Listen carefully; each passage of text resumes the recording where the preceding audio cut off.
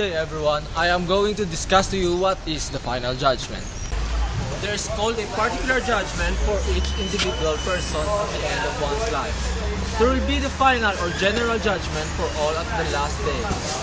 However, the final judgment makes us realize how we affected the whole humanity.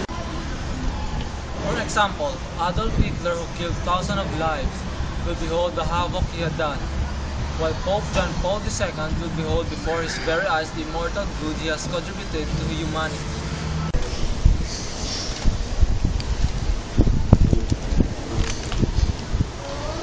Final judgment according to the Old Testament. The Old Testament prophecy that judgment will be based on works. It is said here in the Bible, the Old Testament, Ecclesiastes 3 verse 17, I said in my heart, God shall judge the righteousness and the wicked, for there is a time there for every purpose and for every work. Ecclesiastes chapter 12 verse 14, for God shall bring every work into judgment with every secret thing, whether it be good or whether it be evil. God will judge us by our work on this earth, that is according to the Old Testament. Now let us discover what the New Testament say about the final judgment. Now we will discover on how we will be judged according to the New Testament. We will learn about the last judgment according to St. Paul, St. Peter, and St. John's Revelation. Let's go first in the letters of St. Paul. According to St. Paul, we will be judged and be given corresponding eternal reward or everlasting punishment on what we do while we are still alive, even if you are a Christian or not. The statement I said a while ago is supported by the verses in Romans 2, chapter 5, verse 8. In accordance with your hardness and your impenitent heart, you are treasuring up for yourself wrath in the day of wrath and revelation of righteous judgment of God, who will render to each one according to the deeds. Eternal life is to those who by patient continuance in doing good seek for glory, honor, and immortality. But to those who are self-seeking and do not obey the truth, but obey unrighteousness, indignation and wrath. Next, last judgment according to St. Peter. 1 Peter 4, verse 5. They will give an account to him who is ready to judge the living and the dead. And lastly, according to St. John's Revelation. Revelation 11, verse 18. The nations were angry, and your wrath has come, and the time of the dead that they should be judged, and that you should reward your servants, the prophets, and the saints, and those who fear your name, small and great, and should destroy those who destroy the earth. And now we will learn who will be the judge and his assistant. Christ as mediator will be the judge.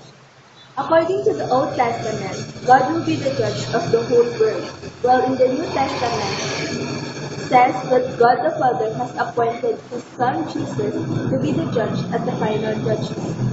Jesus, who was mocked and judged unjustly by the Jewish and Romans, will come back and judge all, including those who judged him and ordered for his crucifixion. And the good angels will assist him. The term angel is not a name but an office, a work of being a messenger and a servant.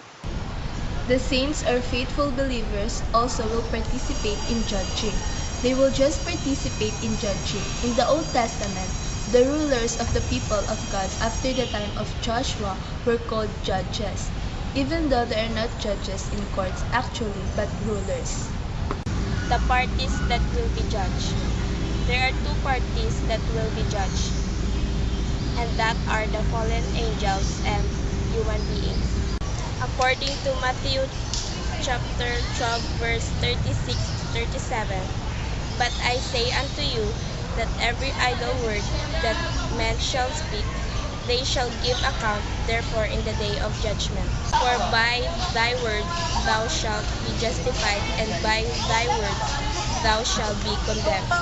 The basis for judgment, good works. Salvation is not by faith alone.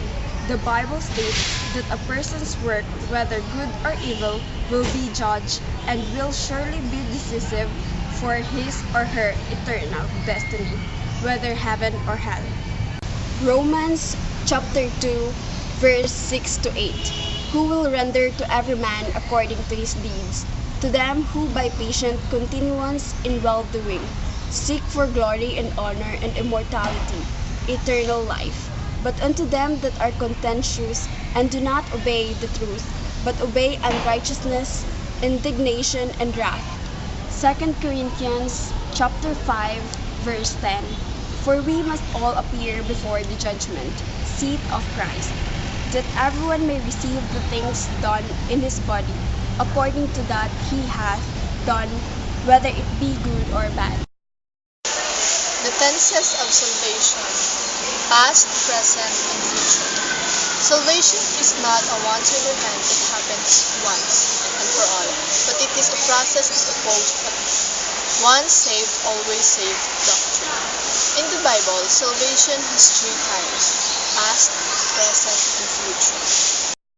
Chapter 2, verse 8 to 9. For by grace you have been saved through faith, and that not yourselves. It is the gift of God, not of works, lest anyone should boast. Also in the 1 Corinthians chapter 1, verse 18, for the message of the cross is foolishness to those who are perishing, but to us who are being saved, it is the power of God. 1 Corinthians chapter 4, verse 5. Therefore judge nothing before the time, until the Lord come, will both bring to light the hidden things of darkness, and reveal the counsels of the hearts. Then each one's praise will come from God. Having briefly discussed the nature of progressive salvation, we are now ready to see the evidences from the Bible that final salvation will be based on our faithful obedience to God by our good works. Without good works, the Christian is denied entrance into the heavenly